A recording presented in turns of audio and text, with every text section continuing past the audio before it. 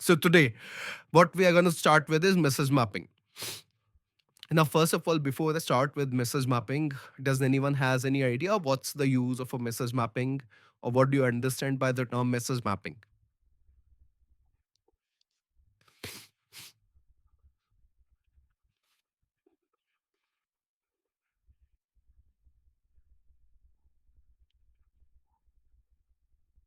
What does mapping mean? Leave the message part out. What do you understand by mapping?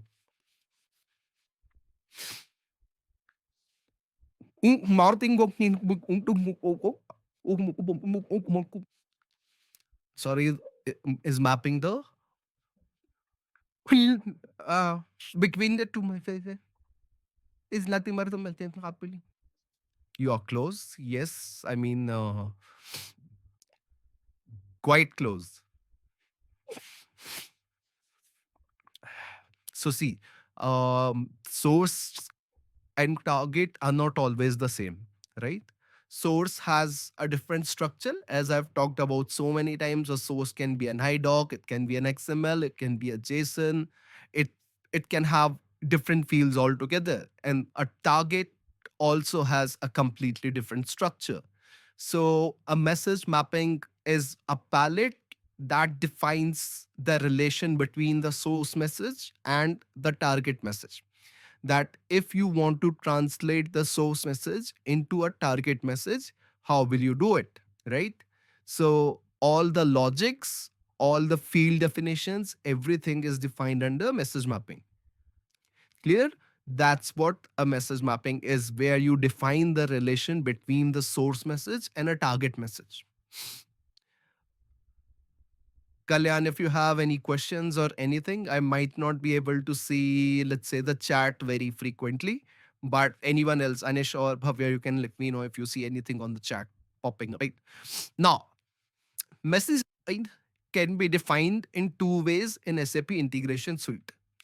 Either it can be defined locally inside the integration flow, just like we were defining palettes like content modifier or splitter or any other palettes, whatever we have used.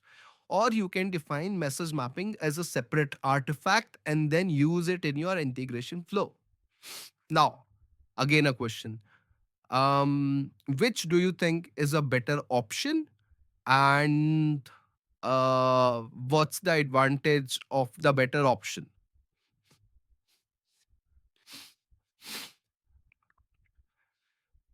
Defining as a patrick. Defining it advantages again. It can be a better. Yes. Okay.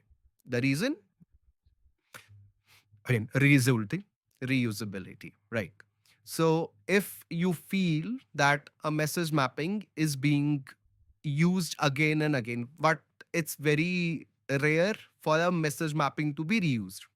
The reason being that even let's say the definitions of the source and target are similar in a lot of integration flows, there would be a certain logic that would be different for each flow.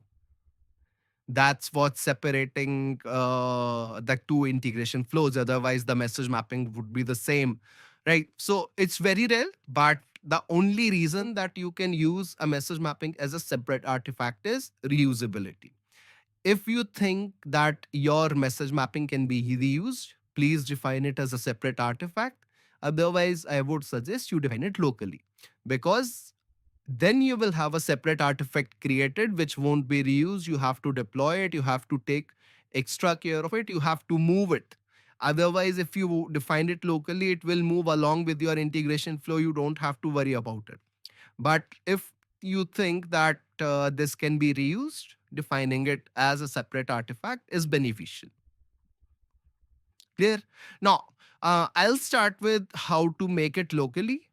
At the last, I'll tell you how to use it, like from creating an artifact as well. The definition, the way of defining in both of the cases remain exactly the same. You don't need to change a single thing in creating it either locally or creating it as a separate artifact. It's just the way